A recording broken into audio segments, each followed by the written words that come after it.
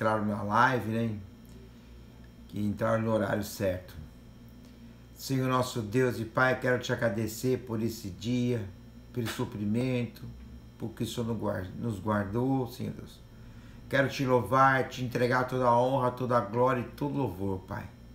Senhor, eu peço que o Espírito Santo de Deus nos dê sabedoria, nos dê discernimento, para podermos compreender o propósito de Deus para a igreja, o propósito de Deus para nossas vidas, Senhor Deus.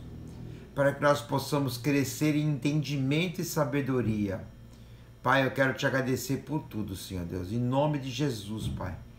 Quero te louvar, glorificar o teu nome, em nome de Jesus. Amém. Amém, meus queridos. Então a gente vai hoje, como é já de praxe, fazer o estudo de Apocalipse. E nós vamos já entrar no capítulo 6 de Apocalipse. Né? Eu não sei quantas semanas vai dar esse capítulo, mas eu vou procurar não fazer muito corrido para que vocês possam entender. Espero que vocês tenham lido esse capítulo, para vocês já terem uma ideia, né? É bom ler antes, né? Para a gente ter uma ideia, e ler depois do estudo, para ver se a ideia muda, para ver se vocês têm mais entendimento, né?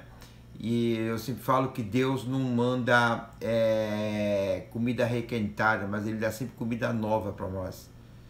E Ele não manda recado, Ele fala com os filhos. Então Ele, como fala comigo, vai falar com você também, se você buscar a presença de Deus, né, Rebeca? Então vamos lá, abre Apocalipse capítulo 6, eu vou fazer uma leitura geral do capítulo, para a gente ter uma noção, e depois a gente vai começando a caminhar nisso, tá bem? Então lá, Apocalipse capítulo 6, versículo 1. E havendo o cordeiro aberto um dos selos, vocês lembram que nós falamos que na última semana, que Jesus Cristo é o cordeiro que pôde abrir o livro, foi o único que pôde abrir o livro, que João e as pessoas estavam chorando, né? E na abertura desse livro começou a vir os selos também, né? Os selos, né? Então, e havendo o cordeiro aberto um dos selos, olhei e ouvi um dos 4 animais que diziam com voz de trovão: vem e vê. É uma ordem. E olhei, e eis que um cavalo branco que estava sentado sobre ele tinha um arco, e foi-lhe dado uma coroa, e saiu vitorioso para vencer. Havendo aberto o segundo selo, ouviu o segundo animal dizendo: vem e vê. E saiu outro cavalo vermelho, ao que estava sentado sobre ele foi dado que tirasse a paz da terra, e que matasse uns aos outros, e foi-lhe dado uma grande espada. E havendo aberto o terceiro selo, ouviu dizer o terceiro animal: vem e vê. E olhei, e eis que um cavalo preto, o que estava sobre ele estava sentado, tinha uma balança em suas mãos. E ouvi uma outra voz no meio dos 4 animais que diziam: uma medida de trigo por 1 dinheiro, e 3 medidas de cevada por 1 dinheiro, e não danifiques o azeite e o vinho. E havendo aberto o 4º selo, ouviu a voz do 4º animal que dizia: vem e vê. E olhei, e eis que um cavalo amarelo, e o que estava sentado sobre ele tinha por nome Morte e Inferno. Seria no caso o Hades, né? E o seguia, e foi-lhe dado poder para matar a 4ª parte da terra, com espada e com fome, e com peste e com feras da terra. E havendo aberto o 5º selo, vi debaixo do altar as almas dos que foram mortos por amor à palavra de Deus e por amor ao testemunho que deram. E clamaram com grande voz, dizendo: até quando, o verdadeiro e o santo dominador, não julgas e vingas o sangue daqueles que habitam sobre a terra? E foram dadas a cada um compridas as vestes brancas, e foram dito que repousasse ainda um pouco tempo, até que também se completasse o número dos seus conservos e seus irmãos que haviam de ser mortos como eles foram. E havendo aberto o sexto selo, olhei e eis que houve um grande tremor de terra, e o sol tornou-se negro com um saco de silício, e a lua tornou-se como sangue, e as estrelas do céu caíram sobre a terra, como quando a figueira lança de si os seus figos verdes, abalada por um vento forte. E o céu retirou-se como um livro que se enrola, e todos os montes e ilhas foram removidos de seus lugares. E os reis da terra, os grandes, os ricos, os tribunos e os poderosos, e todo servo, e todo livre, se esconderam nas cavernas e nas rochas das montanhas, e diziam aos montes e aos rochedos: caiam sobre nós, e nos esconderemos o rosto daquele que está assentado sobre o trono, e a ira do Cordeiro, porque é vindo o grande dia da sua ira, a quem poderá subsistir?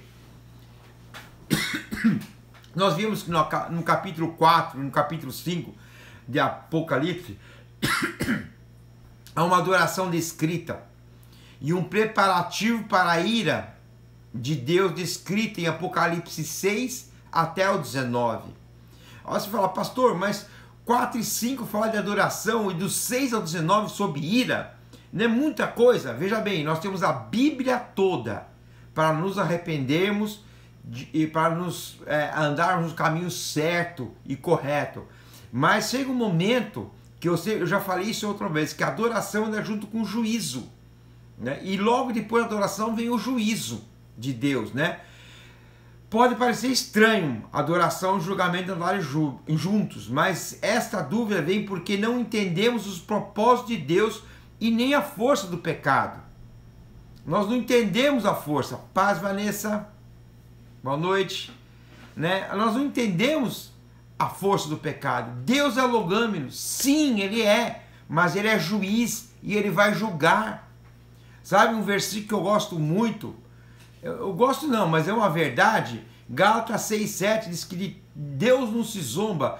Tudo que fazemos, nós vamos colher. Nós vamos colher. Então, veja bem, Deus é logâmeno? Sim, mas Ele vai julgar. E é juízo. E às vezes a gente esquece disso, né? Em Hebreus 9:27, eu já repeti algumas vezes, até falado sobre o juízo final sobre isso. Hebreus 9:27 diz assim: e como os homens está ordenado morrer uma vez só, depois disso o juízo. Depois disso o juízo. Você tem uma vida inteira para buscar a Deus, uma vida inteira para se arrepender, uma vida inteira para mudar os seus caminhos. Morreu, é o juízo. É o juízo. Daniel 9:27 diz assim, Daniel 9:27: e ele firmará aliança com muitos por uma semana, e na metade da semana fará cessar o sacrifício e a oblação, e sobre as asas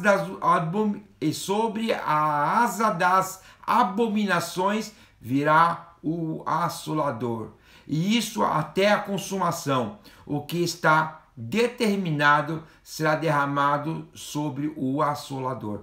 Então, veja bem, é o calendário de Deus. Ele separou o quê? 7 anos. Para que 7 anos? Para a remissão de Israel. Para a remissão de Israel. A igreja teve a oportunidade dela. Nós vimos no capítulo 4 o arrebatamento da igreja em Apocalipse. Nós vimos a igreja sentada no trono de Deus. Mas Deus quer resgatar Israel. E esse tempo é para resgatar Israel. O propósito de Deus da tribulação é resgatar Israel para Ele. Então a ideia de Deus é isso. E ele falou assim em Daniel lá 27, que ele firmará uma aliança com muitos. Então virá um homem que vai afirmar a aliança, que vai aceitar, que vai apaziguar os ânimos, que vai deixar as coisas melhores, que vai melhorar as coisas do mundo, as finanças, a política, as religiões, vai unificar as coisas, tá? E esse ele vai fazer por uma semana. Na metade dessa semana, 3 anos e meio, 3 dias e meio, o que vai acontecer? Ele vai se rebelar. Porque na realidade, o anticristo, ele é ateu. Ele é ateu, ele é contra Deus. A palavra ateu significa, não que não acredite em Deus, mas contra Deus. Nós temos a ideia de que ateu não acredita em Deus. Não, a pessoa que é ateia, ela é contra Deus. E ele é contra Deus, ele quer adoração para ele. Então ele vai deixar os 3 anos e meio, assim como todo mundo vai estar. Todo mundo aí, Evandro, beleza?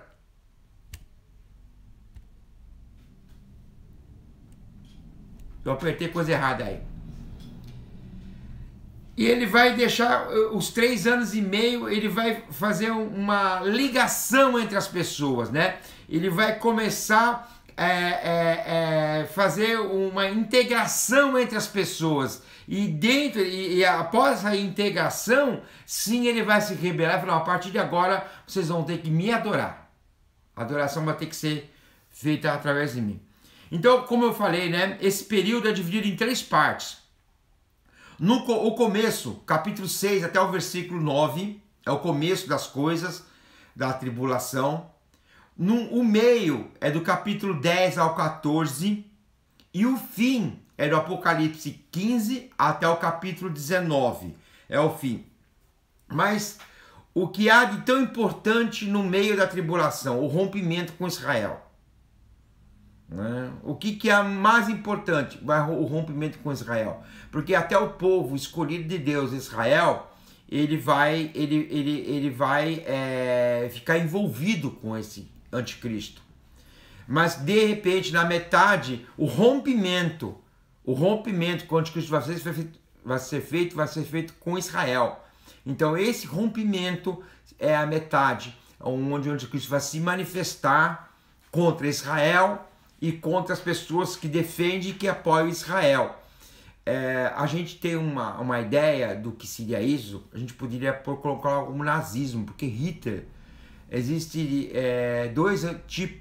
dois que tipificam o anticristo. Nero era tipificava o anticristo, e o próprio Hitler tipificava o anticristo. Qual é a característica desses? São antissemitas. Então, o que Hitler fazia? Ele separava os judeus, né? Ele separava os judeus para destruir o povo judeu, e ao mesmo tempo ele também perseguia quem gostava e quem estava protegendo o judeu. É mais ou menos isso que vai acontecer na grande tribulação a partir da metade, né? João não fala só de profecia, mas a intenção de Deus com essa profecia não é desanimar a gente, simplesmente é encorajar e nos fortalecer. É o que eu falei na semana passada. Quando a gente vai na igreja todo domingo, vai no culto na quarta-feira, na terça-feira, sabe? E não tem um objetivo, a gente acaba se perdendo. E muitas pessoas acabam se perdendo, desmotivando. Mas quando você entende o propósito de Deus, quando você entende o propósito da igreja, você caminha mais forte, com mais decisão. Não é? Meu propósito, meu objetivo é aquilo lá. Meu objetivo é chegar lá. Meu objetivo é cumprir o propósito de Deus, né? Esse estudo também vai mostrar o caráter de Deus e o poder do reino de Deus, né? A guerra cósmica que vai ter, a vitória e a exaltação dos reis, do Senhor dos senhores. É isso que esse estudo de Apocalipse vai mostrar para nós daqui para frente, né? Então nós vamos começar. Eu já fiz a leitura do capítulo 6 inteirinho, né? Mas o Apocalipse, do capítulo 6, do versículo de 1 a 8, nós vamos chamar de retribuição, né? Nessa sessão, João registra a abertura dos 4 primeiros selos. É à medida que cada selo é aberto, um dos 4 seres viventes chama um cavaleiro e um cavalo, né? Em outras palavras, Deus está no controle de tudo que vai acontecer. Então, mesmo parecendo um caos, parecendo uma coisa assim fora de controle, né? Deus está no controle de todas as coisas. Nada foge do propósito de Deus. Nada foge. Tudo que acontece tem um comando de Deus. Às vezes a gente pode, com a situação que a gente passa pelo coronavírus, né? Algo que a minha geração, a geração dos meus pais e a geração dos meus avós não passaram, né? E a gente está passando agora, a gente às vezes se sente fora do controle. Mas Deus está no controle de tudo isso que está acontecendo. Deus está no controle de tudo. E tudo tem um propósito. Tudo tem um propósito, uma direção divina, né? E no versículo 1 e 2 de Daniel, fala de um príncipe. É o que nós lemos lá em Daniel, né? Que entrou depois, Daniel capítulo 9, né? Fala de um príncipe que há de vir e que fará uma aliança com Israel e o protegerá dos seus inimigos. Eu vou ler para vocês Daniel 9, 26 e 27. Daniel 9, 26 e 27. E depois destas 62 semanas será cortado o Messias, mas não para si mesmo. E o povo do príncipe, que há de vir, destruirá a cidade e o santuário, e o seu fim será com uma inundação. E até o fim haverá guerra, estão determinadas as assolações. E ele firmará uma aliança com muitos por uma semana, e na metade da semana fará cessar o sacrifício. E sobre as asas das abominações virá o que? O assolador, isto é, até a consumação. E o que está determinado será derramado sobre o assolador. Quem é esse pacificador? Como chama esse pacificador? O anticristo. O anticristo. E agora nós vamos fazer duas comparações aqui, porque o anticristo, vocês lembram quando nós estudamos a igreja de Pérgamo, né? Que Deus, o diabo, o que ele faz? Ele faz algo parecido, você entendeu? Parecido, mas não igual, para desviar as pessoas e a atenção das pessoas. É dessa maneira que ele introduz, né, a contaminação. Né? É como um jogo de 7 erros, né? Como um jogo de 7 erros. São imagens parecidas, mas não são iguais. E a gente vai descobrindo os erros, né? Em Apocalipse 6:2, presta atenção. Diz assim: eu olhei, e eis um cavalo branco, né? Em todos os filmes, cavalo branco é de cavalo do mocinho, né? E o que está sentado sobre ele tinha o quê? Um arco.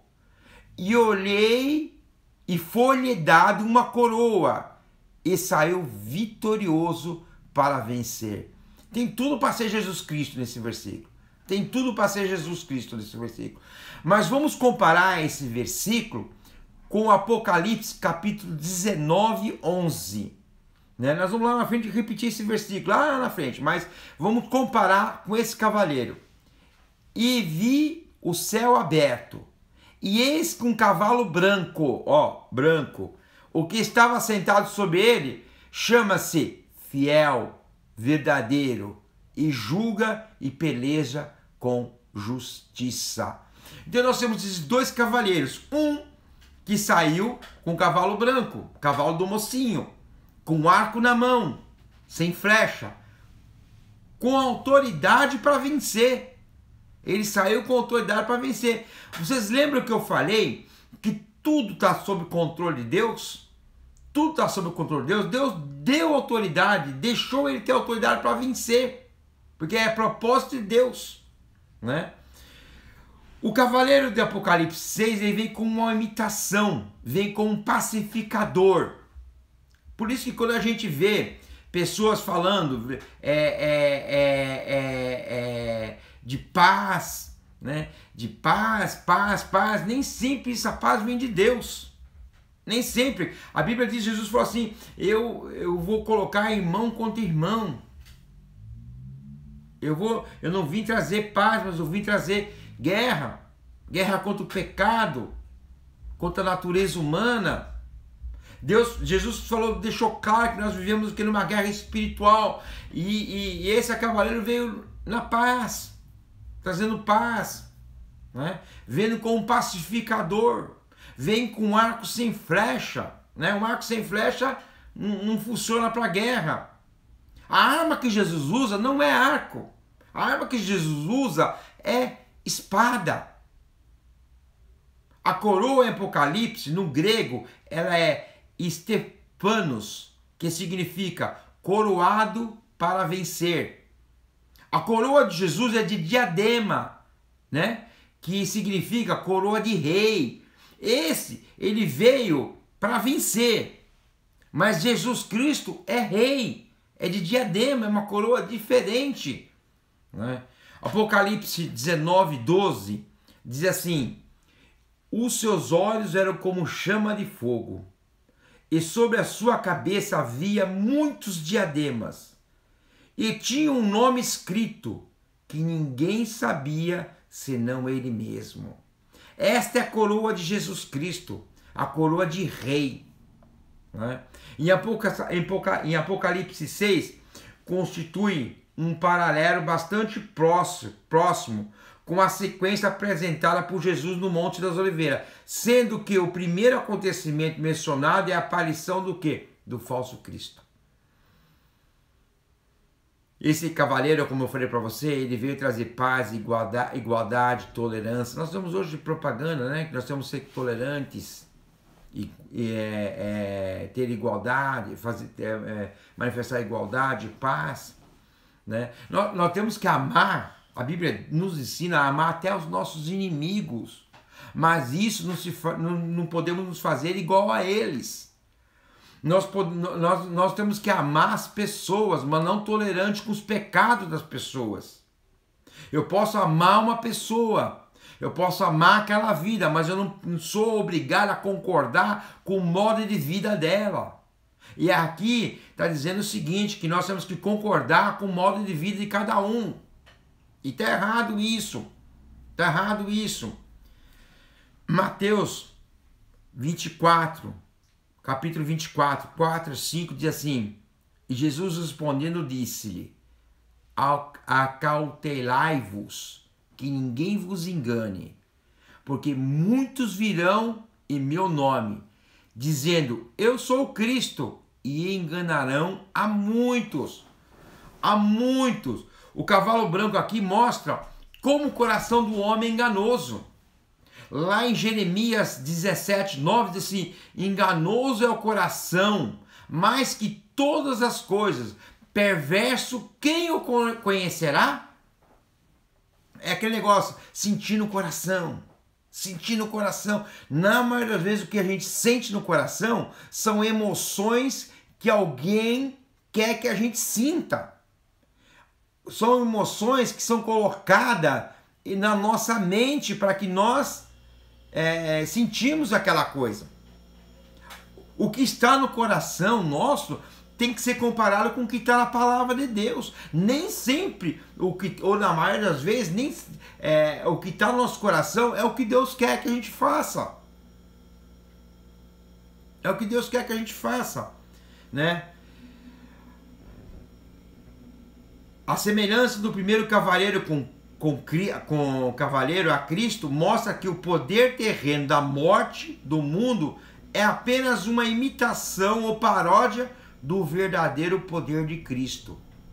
O cavaleiro mata os outros.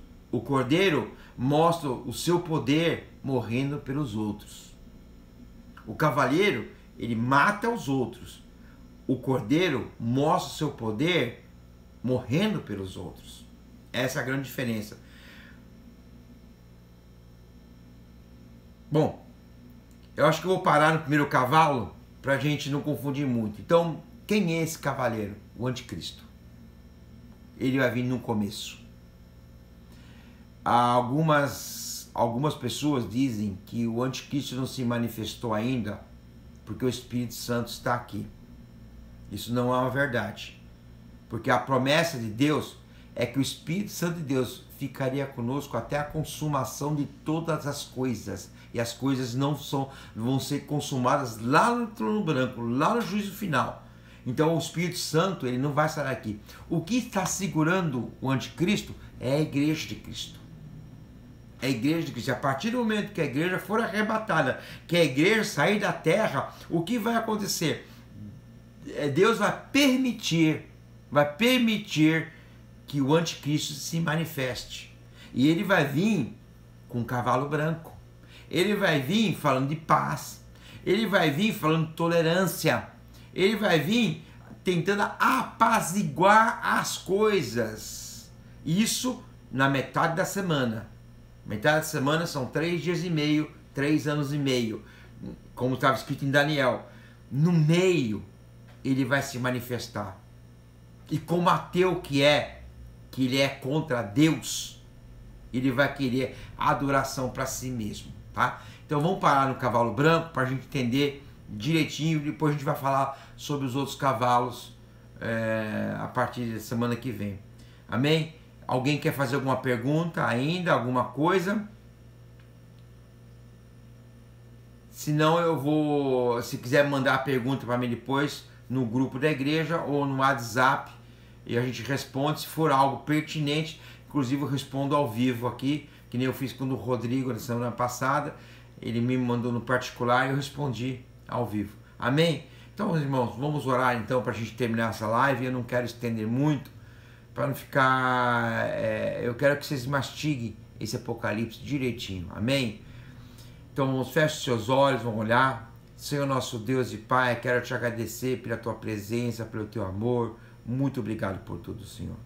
Deus, que a tua revelação, que a semente da tua palavra possa germinar no meu coração, dos meus irmãos, Pai. Pai, que eu quero abençoar cada um que está conectado, ligado conosco aqui nessa live. Senhor, que o Senhor possa encher da tua graça, encher da tua glória, Senhor. Obrigado por tudo, Senhor Jesus. Quero abençoar cada família, quero abençoar essa nação, quero abençoar o nosso governo federal, estadual, municipal, Senhor. Pai, que o Senhor possa guardar a tua igreja aqui na terra, guardar a tua igreja dessa assolação que está tendo de enfermidade, Senhor. Pai, querido, que o Senhor possa, Senhor Deus, abençoar aquelas pessoas que estão com problemas econômicos também, Senhor Deus, querido. Pai, por falta de trabalho ou porque não pode ir ao trabalho, Senhor, e eu te agradeço e te louvo em nome de Jesus. Amém. Amém, meus irmãos. Deus abençoe a todos, uma boa noite e até amanhã na live aqui às 20 horas em nome de Jesus. Deus abençoe. Amém.